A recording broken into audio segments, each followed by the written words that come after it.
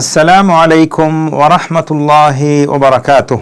பிஸ்மில்லாஹ் வல்ஹம்துலில்லாஹ் வஸ்ஸலாத்து வஸ்ஸலாமு அலா ரசூலில்லாஹ் வ அலா ஆலிஹி வ அஸ்ஹாபிஹி அஜ்மஈன். அம்மா பஅத். அன்பார்ந்தவர்களே, இன்றைய வகுப்பிலே நாம் சுஜூது சஹு அதனுடன் சம்பந்தப்பட்ட விடயங்களை பார்ப்போம். அதாவது தொழுகையிலே ஒரு மனிதன் ஒன்றை அதிகப்படுத்தியதற்காக, மறதியாக விட்டதற்காக, அந்த குறைகளை நிவர்த்தி செய்வதற்காக செய்யப்படக்கூடிய சஜதா தான் சஜதா சஹு. இது 2 சஜதாக்கள் ஆகும். இந்த சஜதா சஹு செய்வதற்கு 3 காரணிகள் இருக்கின்றன. அதில் முதலாவது, தொழுகையில் ஒன்றை அதிகமாக செய்து விடுவது. இரண்டாவது, தொழுகையில் நிறைவேற்ற வேண்டிய ஒன்றை விட்டு விடுவது, குறைத்து விடுவது. மூன்றாவது, தொழுகையில் சந்தேகம் வருவது. இந்த 3 கட்டங்களில் தான் இந்த மறதிக்கான சஜதா செய்யப்படும். முதலாவதாக, தொழுகையிலே ஒன்றை அதிகப்படுத்துவது. மறந்த நிலையிலே ஒரு மனிதன் ஒரு கியாமை அல்லது ஒரு ருக்குஐ அல்லது அது போன்ற ஒன்றை அதிகமாக செய்து விட்டான், மறதியாக செய்துவிட்டு அந்த செயல்களெல்லாம் நிறைவுற்றதற்கு பின்னால் தான் நான் மறதியாக ஒன்றை அதிகமாக செய்துவிட்டேன் என்ற நினைவு வரும் என்றால் அதற்காக அந்த மனிதன் ஒரு சஜதாவை செய்ய வேண்டும், ஒரு சஜதா சஹுவை செய்ய வேண்டும். அதாவது 2 சுஜூதுகள். உதாரணமாக, ஒரு மனிதன் லுஹரை 5 ரக்காத்துகளாக தொழுகிறான். ஆனால் அவன் 5 ரக்காத் தொழுவது என்ற நினைவு அத்தஹியாத்து, கடைசி அத்தஹியாத்திலே தான் அவனுக்கு நினைவுக்கு வருகிறது. இந்த நேரத்திலே அவன் தொழுகையை முழுமைப்படுத்திவிட்டு சலாம் கொடுத்துவிட்டு அதற்கு பின்னால் 2 சஜதாக்கள், அந்த மறதிக்கான 2 சஜதாக்களை செய்வான். இதை அவன் சலாம் கொடுப்பதற்கு முன்னால் செய்தாலும் ஆட்சேபனை கிடையாது. அல்லது அந்த மனிதன் அந்த மேலதிகமாக செய்த ஒன்றை இடையிலே அவனுக்கு நினைவு வரும் என்றால் அதற்கு பின்னால் தொழுகையை முழுமைப்படுத்திவிட்டு அந்த மறதி ஏற்பட்டதற்கான அந்த நிலைக்கு சலாம் கொடுத்ததற்கு பின்னால் ஒரு 2 சஜதாக்களை அவன் மறதிக்காக செய்வான். இதனை சலாம் கொடுப்பதற்கு முன்னால் செய்தாலும் கூட ஆட்சேபனை கிடையாது. இதற்கு ஆதாரமாக நபி ஸல்லல்லாஹு அலைஹி வஸல்லம் அன்னவர்கள் லுஹருடைய தொழுகையை 5 ரக்காத்துகளாக தொழுது விட்டார்கள். ஆனால் அவர்கள் மறந்த நிலையிலே தொழுத இடத்தை விட்டு புறப்பட்டு சென்று விட்டார்கள். அதற்கு பின்னால் நபி அவர்களிடத்திலே சொல்லப்படுகிறது, லுஹருடைய தொழுகையை 5 ரக்காத்துகளாக நீங்கள் தொழுது விட்டீர்கள் என்ற செய்தி சொல்லப்பட்டவுடன் அவர்கள் மீண்டு வந்து 2 சஜதாக்களை, அந்த மறதிக்காக சஜதாக்களை செய்து சலாம் கொடுத்தார்கள் என்ற ஹதீஸ் இதற்கு ஆதாரமாக இருக்கிறது. இரண்டாவது நிலை, தொழுகையிலே ஒன்றை குறைத்து விடுவது, விட்டு விடுவது. அந்த தொழுகையிலே ஒன்றை விட்டது என்பது ஒரு ருக்குனாக இருக்குமாக இருந்தால், அதாவது ருக்கு அல்லது சுஜூத் அல்லது சூரத்துல் ஃபாத்திஹா போன்ற அர்கான்கள் ஒன்றை விட்டுவிட்டால் அவன் அந்த நிலைக்கு செல்வதற்கு முன்னால் அந்த மேலதிகமாக செய்வதை போன்று ஒன்றை விட்டுவிட்டு 2வது நிலைக்கு செல்வதற்கு முன்னால் நினைவு வந்துவிடும் என்றால் அவன் மீண்டு வந்து அந்த விடுபட்ட செயலை செய்ய வேண்டும். அதற்கு பின்னால் தொழுகையை முழுமைப்படுத்தி அந்த மறதிக்காக ஒரு சஜதா செய்ய வேண்டும், அதாவது 2 சுஜூதுகள் செய்ய வேண்டும். உதாரணமாக, ஒரு மனிதன் ருக்குவை மறந்து விடுகிறான்.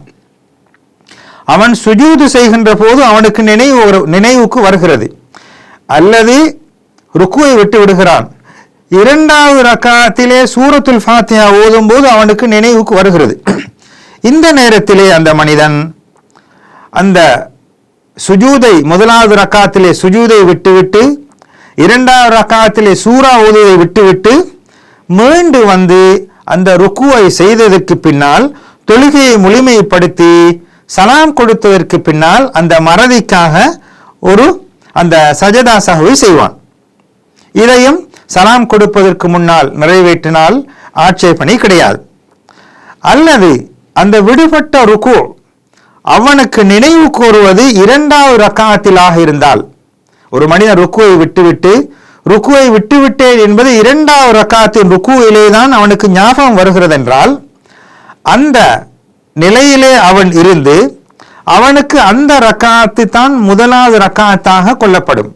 முதலாவதாக தொழுது அந்த ருக்குவை விடுபட்ட அந்த ரக்காத் செல்லுபடியற்றதாக கருதப்பட்டு அவன் தொழுகையை நிறைவேற்றிவிட்டு முழுமைப்படுத்திவிட்டு சலாம் கொடுத்ததற்கு பின்னால் அந்த மறதிக்காக அந்த சஜதா சஹ்வை நிறைவேற்ற வேண்டும்.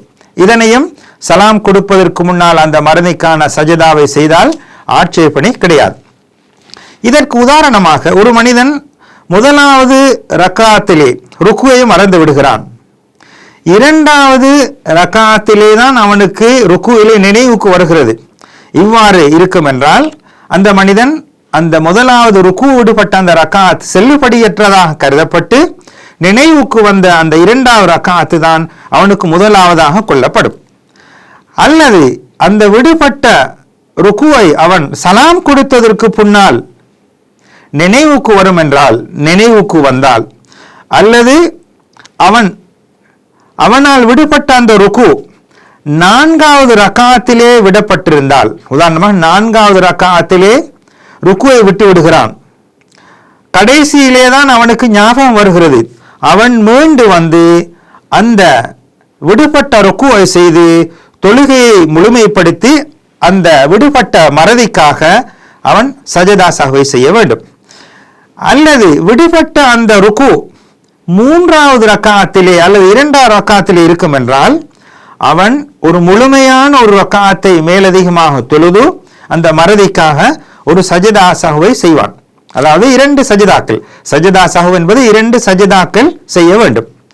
இது எப்போதென்றால் அவன் மறந்து தொழுகையை முடித்து நீண்ட நேரங்களுக்கு பின்னால் இல்லாமல் இருக்க வேண்டும். தொழுகையை முடித்து அவன் நினைவுக்கு வருவது என்பது நீண்ட நேரங்கள் கழிந்திருக்காமல் வேண்டும். அல்லது அவனுடைய வுது முறிந்திருந்தால் அவன் தொழுகையை மீட்டித் தொழ வேண்டும். அந்த மறதி நினைவுக்கு வருவது சலாம் கொடுத்து நீண்ட நேரத்துக்கு பின்னால் இருந்தால் அல்லது வுது முறிந்து விட்டதென்றால் அந்த தொழுகையை அவன் ஆரம்பத்திலிருந்து மீட்டித் தொழுவான். இதற்கு ஆதாரமாக ரசூலுல்லாஹி ஸல்லல்லாஹு அலைஹி வஸல்லம் அன்னவர்கள் அஸர் தொழுகையை 3 ரக்காத்துகளாக தொழுதுவிட்டு சலாம் கொடுத்து வீட்டுக்கு சென்று விட்டார்கள். அதற்கு பின்னால் இந்த செய்தி அவர்களுக்கு சொல்லப்படுகிறது. அந்த செய்தி சொல்லப்பட்டு அது உண்மைப்படுத்தப்பட்டதற்கு பின்னால் நபி ஸல்லல்லாஹு அலைஹி வஸல்லம் அவர்கள் மீண்டு வந்து ஒரு ரக்காத்தை முழுமையாக நிறைவேற்றிவிட்டு சலாம் கொடுத்ததற்கு பின்னால் 2 சஜதாக்கள் செய்து அதற்கு பின்னால் சலாம் கொடுத்தார்கள் என்ற ஹதீஸ் இதற்கு ஆதாரமாக இருக்கிறது. ஒரு மனிதன் தக்பீரத்துல் இஹ்ராம், அதாவது முதலாவதாக சொல்ல வேண்டிய தக்பீரை மறந்துவிட்டால் அவன் தொழுகையிலே நுழையவில்லை.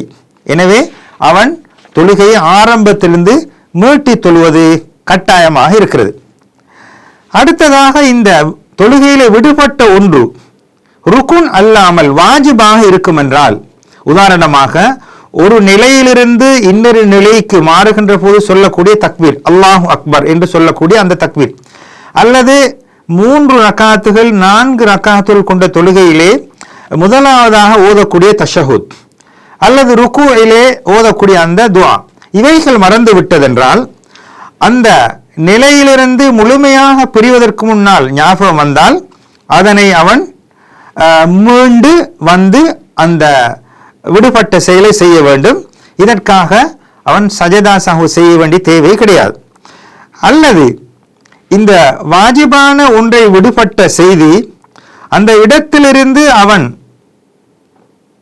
இன்னும் ஒரு இடத்துக்கு, அதாவது ருக்குவிலிருந்து அந்த சுப்ஹான ரப்பியல் அலீம் என்று சொல்லக்கூடிய அந்த திக்ரை மறந்துவிட்டு சுஜூதுக்கு போய் சேருவதற்கு முன்னால் ஞாபகம் வந்தால் அவன் மீண்டு வந்து அந்த திக்ரை சொல்ல வேண்டும்.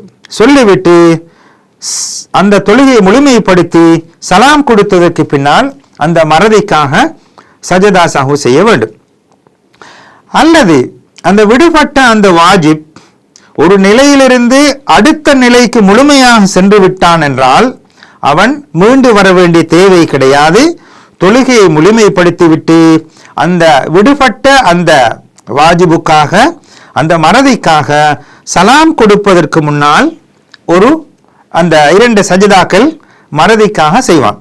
இதற்கு ஆதாரமாக நபி ஸல்லல்லாஹு அலைஹி வஸல்லம் அன்னவர்கள் லுஹருடைய தொழுகையிலே 2வது ரக்காத்திலே ஓத வேண்டிய அந்த தஷஹுத் அத்தஹியாத்துக்கு உட்காராமல் முழுமையாக 4 ரக்காத்துகளையும் தொழுதுவிட்டு அத்தஹியாத் ஓதியதற்கு பின்னால் சலாம் கொடுக்காமல் 2 சஜிதாக்கள் மறதிக்கான 2 சஜிதாக்கள் செய்து சலாம் கொடுத்தார்கள் என்ற அந்த ஹதீஸ் நமக்கு ஆதாரமாக இருக்கிறது.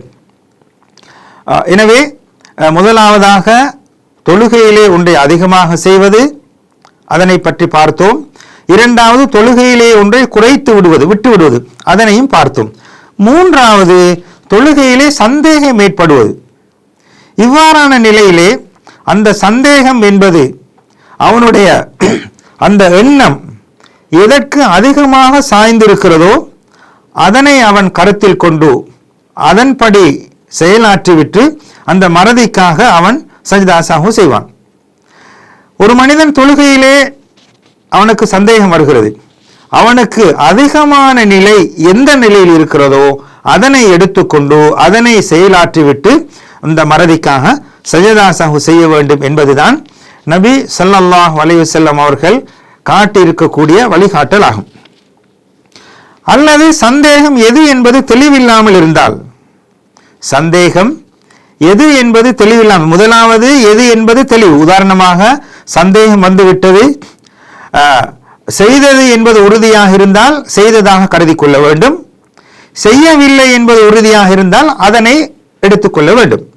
இது இரண்டும் இல்லாமல் ஒரு நிலையில் இருந்தால், அதாவது செய்தது செய்யாமல் இருந்தது இரண்டும் தெளிவில்லாமல் இருந்தால் அவனுக்கு எதில் உறுதியாக இருக்கிறதோ அதனை அவன் எடுத்துக்கொள்ள வேண்டும். அதாவது குறைவானதை, உதாரணமாக இரண்டும் தெளிவில்லாமல் இருக்கின்ற போது ஆக குறைவானதை எடுத்துக்கொண்டு தொழுகையை முழுமைப்படுத்திவிட்டு அந்த மறதிக்காக சஜதா சஹு செய்ய வேண்டும். அதற்கு உதாரணமாக ஒரு மனிதன் தொழுகையிலே அவனுக்கு சந்தேகம் வருகிறது, எத்தனை ரக்காத்துகளை நிறைவேற்றினோம் என்று சந்தேகம் வருமாக இருந்தால் 3 ரக்காத்தா 4 ரக்காத்தா என்ற சந்தேகம் வருகிறது, அவனுக்கு தெளிவில்லாமல் இருந்தால் இந்த நேரத்திலே சந்தேகத்தை விட்டுவிட்டு 3 ரக்காத்துகள் என்று அவன் கருத்தில் கொண்டு 4வது ரக்காத்தை தொழுவதற்கு பின்னால் அவன் சலாம் கொடுப்பதற்கு முன்னால் 2 சஜதாக்கள் மறதிக்காக செய்ய வேண்டும். அதே போன்றுதான் ஒரு மனிதன் சில வேளை அந்த தொழக்கூடிய ரக்காத் 5வதாக இருக்கலாம் அல்லது 4வதாக இருக்கலாம், அவனுக்கு ஏற்பட்ட அந்த சந்தேகத்தின் காரணமாக மறதிக்காக 2 சஜதா மறதிக்கான சஜதாக்களை செய்ய வேண்டும். பொதுவாக வணக்கங்களிலே சந்தேகம் என்பதை நாம் பெரிதுபடுத்திக் கொள்ளக்கூடாது, அதனை எடுத்துக்கொள்ளக்கூடாது.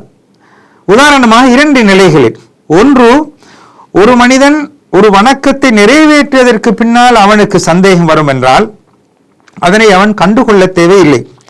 ஆனால் அந்த நிலை உறுதிப்படுமாக இருந்தால், அவனுக்கு உறுதியாக அந்த சந்தேகம் தெளிவாக ஒன்றில் இருக்கும் என்றால் அதனை அவன் எடுத்து அமல் செய்ய வேண்டும். அல்லது ஒரு மனிதனுக்கு எதற்கெடுத்தாலும் வணக்கத்திலே சந்தேகம் வந்து கொண்டே இருக்கின்றது என்றால் அதனை அவன் பெரிதுபடுத்திக் கொள்ள தேவையில்லை. அதிகமாக சந்தேகம் வரக்கூடிய நிலை ஏற்படுமாக இருந்தால் வணக்கங்களில் அவைகளை பெரிதுபடுத்திக் கொள்ள வேண்டிய தேவை கிடையாது. எனவே அல்லாஹ் சுப்ஹானஹு வ தஆலா அவனுக்கு பொருத்தமான முறையிலே, அவன் பொருந்திக் கொள்ளக்கூடிய முறையிலே வணக்கங்களை நிறைவேற்றுவதற்கு வல்லவன் அல்லாஹ் நம் அனைவருக்கும் அருள் புரிவானாக. வஸ்ஸலாமு அலைக்கும் வரஹ்மத்துல்லாஹி வபரகாத்துஹு.